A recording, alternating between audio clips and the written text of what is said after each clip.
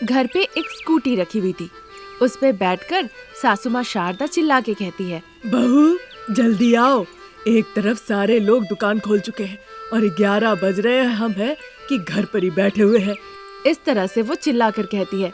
उधर प्रसाद बगीचे में झूले पर बैठकर उनकी बातें सुनकर कहते हैं, एक काम करो शारदा, सास बहू दोनों मिलके 2 घंटे बाद कपड़े की दुकान में जाओ। क्यों जी, अभी समय ठीक नहीं चल रहा? समय की बात नहीं है, ना ही मुहूर्त की बात है। अभी खाने का टाइम है। अभी खा पी के गए तो हम एसी में आराम से सो सकते हैं। इस तरह कहकर वो हंसने लगते हैं। ये देखकर शारदा को बड़ा गुस्सा आता है। सास बहू के कपड़े के दुकान पर आपको बड़ी हंसी आ रही है। तो मैं क्या कहूँ शारदा, जिनका कपड़े के दुकान होते हैं क्या वो 11 बजे तक घर पे रहते हैं? सुबह सुबह उठ के हमारे लिए कुछ खाना वाना पका के 9 बजे तक दुकान चले जाना चाहिए। फिर दुकान जाके वहाँ दिया जलाना चाहिए, तभी तो एक के बाद एक ग्राहक दुकान पर आएंगे। आपने कह दिया ना, अब देखिए कल से ही कुछ ना कुछ करके हम कैसे जल्दी जल्दी दुकान चले जाते हैं सास बहू। मैंने बस कहने के लिए कह दिया, तुम तो सच में करने के लिए तैयार हो गई। इस तरह बातें हो ही रही थी, तभी बहू अनामिका बहुत अच्छे से तैयार होके बाहर आती है। फिर बहू के कपड़े मेकअप देखकर, बहू हम साड़ी बेचते हैं, खरीदते नहीं हैं। अरे माँ जी, अगर हम अच्छे लगेंगे तभी तो लोग हमसे आकर खरीदेंगे। अगर हम नौकरों की तरह दिखेंगे तो लोगों को भी लगेगा कि यहाँ पे अच्छा कुछ मिलता नहीं, इसीलिए वो आएंगे नहीं। जब सास बहू इस तरह की बातें करी रही थी, तभी ससुर जी प्रसाद बीच में कहने लगते हैं, वैसे तो नौकरानी का काम ही करने वाली हो, है ना? इस तरह से कहते हैं। शारदा को वहाँ 1 मिनट और रुकने का मन नहीं होता है। फिर वो गुस्से से, चले बहू। इतना कहते ही अनामिका जाके स्कूटी पे बैठ जाती है। फिर सास बहू स्कूटी लेकर निकल जाती हैं। रास्ते भर वो साड़ी की दुकान के विकास के बारे में बात कर रही थी और आगे बढ़े जा रही थी। शारदा साड़ी सेंटर के पास पहुंच जाती है। अनामिका जाके दुकान खोलती है। शारदा जाके काउंटर पे बैठती है। फिर अनामिका पानी छिड़क के रंगोली बना के दिया जलाती है और एक स्टूल ले जाके सासू माँ के पास बैठती है। सासू माँ, अब हम निकले क्या? लूडो खेलोगी बहू? हाँ माँ जी, कुछ दिनों से हम दुकान पे आके तो यही काम कर रहे हैं। पर आज से बहू कोई खेल वेल नहीं होगा। पर क्यों सासू माँ? हर दिन तुम्हारे ससुर जी और उनका बेटा जानबूझ के हमारे कपड़े की दुकान का मजाक उड़ाते हैं, जोर जोर से हंसते भी है। हाँ माँ जी, ऐसा तक कि मैं भी गौर कर रही हूँ कि आजकल पिताजी और आपका बेटा हमारे कपड़े के दुकान पे बहुत मजाक उड़ा रहे हैं। हाँ बहू, इसीलिए हमें साड़ी ठीक से बेचना होगा, तब जाके जो पैसे आएंगे उससे हम बाप बेटे का मुंह बंद कर सकते हैं। ठीक है माँ जी, फिर बताइए मुझे साड़ी बेचने के लिए क्या करना होगा, मैं वही करूँगी। मैं भी उसी बारे में सोच रही हूँ बहू, तुम भी जरा सोचो। इस तरह कहकर शारदा सोचने लगती है। अनामिका भी ऐसा भाव करती है जैसे कि मानो वो सोच रही हो। फिर थोड़ी देर के बाद बहू अनामिका का चेहरा मानो कि खिल उठता है। माँ जी, मुझे एक बहुत अच्छी तरकीब सोची है। हाँ तो बताओ बहू। कहूँगी तो समझ में नहीं आएगा माँ जी, मैं आपको दिखाती हूँ। इतना कहकर जिस स्टूल पे वो बैठी थी उसे लेकर वो दुकान के बाहर आके उस पे चढ़ के खड़ी हो जाती है। माँ जी, अब आप मुझे साड़ी देते रहिएगा, एक के बाद एक साड़ी मैं पहनूंगी और उसकी खासियत बताती रहूंगी। ठीक है बहू। इसके बाद शारदा अंदर आके साड़ियाँ लेकर जाती है। फिर अनामिका स्टूल पे खड़ी होकर उस साड़ी को खोलकर उसे दिखाती है। उस साड़ी के कपड़े के बारे में उसकी खासियत बताती है। उसके दुकान के आगे से जितने भी लोग जा रहे थे सभी लोग वहीं पे खड़े हो जाते हैं और आश्चर्य होकर उनकी बातें वहीं पे सुनने लगते हैं। फिर अनामिका साड़ियों को इकट्ठा करके दुकान के सामने में ढेर लगा देती है। जब शाम हो गई, अनामिका और शारदा दुखी होकर साड़ियों को एक साथ इकट्ठा करके वापस जगह पे रखने लगी। फिर जब रात के 9 बज गए वो दुकान बंद कर दी और स्कूटी लेकर घर आ गई। दरवाजे के पास खड़े होकर प्रसाद और रमेश फिर मजाक उड़ाना शुरू कर दिए। साड़ी बेच बेच के थक जाने वाली सास बहू को घर पे स्वागत है। स्वागतम सुस्वागतम अति स्वागतम। हाँ हाँ, बहुत हो गया मजाक। उसके बाद सास बहू अपने अपने बेडरूम की तरफ चली गई। ऐसे ही दिन निकल रहे थे। एक दिन अनामिका 1-1 किलो सब्जी ले रही थी, तभी सब्जी वाले के जाने के बाद उसके दिमाग में 1 किलो का एक आइडिया आता है। माँ जी, अब हम केजी में साड़ी बेचेंगे, केजी के हिसाब से हम भाव भी नहीं रखेंगे और इससे कम दाम में भी बेचेंगे। सुनने में तो अच्छा लग रहा है बहू, चलो एक बार करके देखते हैं। ऐसा कहकर अनामिका एक बैनर बनवाती है और 2 दिनों के अंदर ही वो दुकान के साइड में लगवा देती है। अनामिका माइक लेके सबको बताती है और शारदा रास्ते से गुजरने वाले सभी को रोककर बताती है, आओ आओ, 1000 रुपए पे साड़ी ले जाओ, हम केजी हिसाब से साड़ी बेच रहे, जितना चाहो ले जाओ। ऑफर है offer, bumper offer, mega offer, कोई भी साड़ी लीजिए, बस 1000 रुपए दीजिए। इस तरह से वो चिल्ला के कहती है। जब महिलाओं को पता चला कि कम भाव में साड़ियाँ मिल रही है, फिर जाके सारी महिलाएं दुकान के सामने लंबी लाइन लगा देती है। अब सास बहू के साड़ी के दुकान के सामने लंबी लाइन लग जाती है, बहुत लंबी क्यू। फिर एक के बाद एक महिलाएं आकर अनामिका की दुकान से साड़ियाँ ले जाने लगती है। माँ जी, मीनाक्षी के 2 किलो 2000 रुपए। ये सुनकर मीनाक्षी भी बहुत खुश होती है और पैसे देकर वो अपनी साड़ियाँ लेकर चली जाती है। माँ जी, पद्मा 4 केजी 4000 रुपए। ऐसा कहकर पद्मा अपना पैसा देती है और 4 केजी साड़ी लेकर वो वहाँ से चली जाती है। इस तरह सास बहू की केजी में साड़ी बेचने की तरकीब बहुत हिट हो जाती है और देखते ही देखते उनके दुकान की साड़ियाँ सब खत्म हो जाती है। इससे शारदा अनामिका बहुत खुश होती है। बहू, तुमने बहुत अच्छी तरकीब की थी। हमें बहुत ज्यादा मुनाफा तो नहीं हुआ, पर नुकसान भी नहीं था। थोड़े मुनाफे के साथ मूल पैसे हमारे निकल गए। बाप बेटे को सिखाने के लिए यही काफी है। फिर वो दोनों खुशी खुशी घर लौट आती हैं। फिर बाप बेटे को पैसे देकर सास बहू खुद पर बहुत गर्वित अनुभव करने लगी। आज यहीं तक। नई कहानी लेकर जल्द हाजिर होंगे। नमस्कार।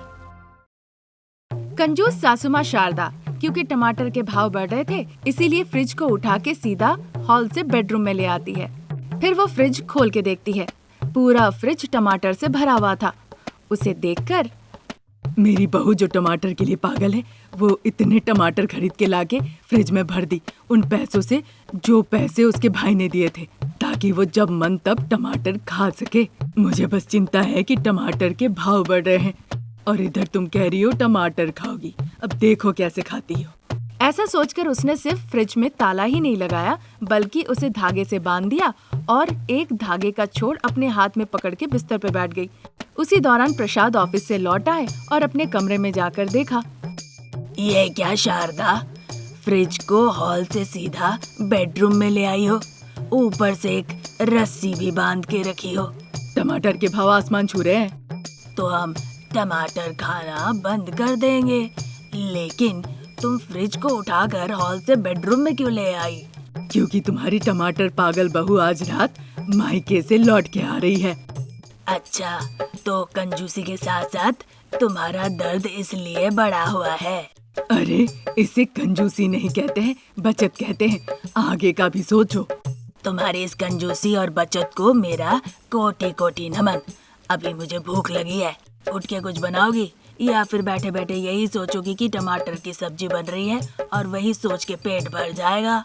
अरे वाह, आपकी तरकीब तो अच्छी है। कल से मैं ऐसा ही करूँगी। अगर तुम ऐसा करी ना शारदा, तो कल ही तुम्हें तलाक दे दूंगा। बहुत हो गया, 25 साल के जवान आप है या मैं? हमारा एक बेटा है और टमाटर पागल एक बहू भी। उनके बीच बातें चली रही थी, तभी जोर से कॉलिंग बेल बज उठती है। पर शारदा हिलती डुलती नहीं है। वो रस्सी को पकड़ के अपने बिस्तर पे ही चुपचाप बैठी रहती है। अब कोई चारा नहीं था, इसीलिए प्रसाद जाके दरवाजा खोलते हैं। उनके सामने मुस्कुराता हुआ रमेश और टमाटर खाते हुए बहू अनामिका खड़ी थी। टमाटर खा रही हो बहू? खाओ खाओ, फिर ऐसा टमाटर खाने का मौका भी नहीं मिलेगा। क्यों पिताजी, आप ऐसे क्यों कह रहे हैं? अंदर आओ बहू, तब तुम्हें सब समझ में आ जाएगा, पर उससे पहले तुम टमाटर खा लो। जब वो कह ही रहे थे, तब रमेश घर के अंदर जाता है। अनामिका जल्दी जल्दी टमाटर खा के खत्म करके फिर घर के अंदर आती है। प्रसाद मुस्कुराते हुए दरवाजा लगा देते हैं। अनामिका हॉल में आती है। हॉल में आके उसे कहीं भी फ्रिज दिखता नहीं। ये कैसे? कल मैं जब अपने मायके गई थी तो फ्रिज हॉल में ही था। अब मैं लौट कर आई हूँ तो फ्रिज कहीं नहीं दिख रहा है। तो क्या माँ जी किचन में ले गई? इस तरह सोचकर वो किचन में देखने के लिए जाती है, पर किचन में कहीं भी फ्रिज रखा हुआ नहीं था। अनामिका परेशान होके सोफे पे बैठे थे प्रसाद उनके पास आती है। पिताजी, फ्रिज कहाँ है? जाके अपनी सास से पूछो। उनकी बातों के मुताबिक अनामिका देर न करते हुए सीधा वो सासू माँ के बेडरूम में चली जाती है। बेडरूम में जाके देखती है कि सासू माँ फ्रिज के साथ एक रस्सी बंधा हुआ है, उसे पकड़ के बिस्तर के ऊपर बैठी हुई है। ये क्या माँ जी, फ्रिज बेडरूम में लेकर आई, ऊपर से एक रस्सी बांध के आप बिस्तर पे बैठी हुई हैं। मेरा बेटा ये फ्रिज मेरे लिए लाया था, इसीलिए मेरी मर्जी कहीं भी रखूं, और अगर रस्सी नहीं भी हो तो मैं इसे चेन से बांधूंगी। तुम्हारा क्या काम है यहाँ? तुम सफर करके आई हो, ऊपर से मायके से अच्छे से खा पी के आई हो तो थक गई हो, जाके आराम करो। वो बात नहीं है माँ जी, आप मेरी परिस्थिति जानती है ना। वो मुझे पता है बहू, मेरे पति मेरे बगल में ना हो तो चलेगा, पर मेरे आंखों के सामने टमाटर ना हो तो नींद नहीं आएगी। अब क्या करे बहू, हर एक दिन एक जैसा तो नहीं होता है ना। टमाटर के भाव देख रही हो? अरे माँ जी, पर वो टमाटर आपके बेटे के पैसों की नहीं है ना। पैसे किसी का भी हो, उसमें क्या आता जाता है। टमाटर के भाव देख रही हो, सोच के खर्च करना होगा। अगर तुम्हें इतना ही मन है टमाटर खाने का तो तुम एक काम कर सकती हो। करोगी वो काम बहू? मैं सब करूँगी माँ जी, पर फिलहाल अभी एक टमाटर दे दीजिए। बहुत बातें हो गई बहू, अब जाके आराम करो। इस तरह कहने पे अनामिका बिना कुछ कहे दुखी होकर सासू माँ के कमरे से बाहर निकल आती है। वो रात गुजर जाती है। अगले दिन सुबह सुबह शारदा हाथ में एक टमाटर लेकर सोफे के ऊपर बैठी हुई थी। जैसे ही अनामिका अपनी सासू माँ के हाथों में टमाटर देखती है, बस उसके मुंह में पानी आने लगता है। फिर जैसे तैसे वो अपने लालच को संभालती है। देखो बहू, हाँ, टमाटर दिख रहा है माँ जी। देखो बहू, आज से वॉशिंग मशीन का इस्तेमाल बंद। बहुत ज्यादा बिजली के बिल आ रहे हैं। जाओ, जाके हाथ से कपड़े धो। इस तरह कहने पे अनामिका बिना देर किए हुए जल्दी से घर के बाहर के नल पे बैठ के फटाफट कपड़े धोने लग जाती है। कपड़े धो के 10 मिनट के अंदर हॉल में आ जाती है और सासू माँ के हाथ के टमाटर को उत्साह से देखने लगती है। माँ जी, आपने कहा था ना कि वॉशिंग मशीन में कपड़े ना धोने के लिए, मैं बाहर बैठ के सारे कपड़े धो दी हूँ। अब आप मुझे एक टमाटर दीजिए ना। अभी कहा बहू रानी, अभी तो और भी काम है। सुनो, वैक्यूम क्लीनर से नहीं, फटाफट से झाड़ू से पूरे घर को साफ करो। उनके कहने पे अनामिका फटाफट झाड़ू लाके झाड़ू लगाती है और पूरे घर को साफ कर देती है। फिर सासू माँ के हाथ के उस टमाटर को वो देखने लग जाती है। माँ जी, अब तो मुझे एक टमाटर दे दीजिए। सुबह से एक टमाटर के लिए मानो कि मेरा मुंह इंतजार में बैठा है। बस एक टमाटर के लिए पता नहीं कब से मेरा दिल धड़के ही जा रहा है। टमाटर देखने के लिए मानो मेरी आंखें तरस गई हो। तुम्हें देखकर मुझे बहुत दुख हो रहा है बहू। जाओ, किचन से जाकर प्लेट और छुरी लेकर आओ। जाओ बहू। इतना कहने पर अनामिका जल्दी जल्दी किचन में जाती है और एक छुरी और प्लेट लेके सासू माँ के पास आती है।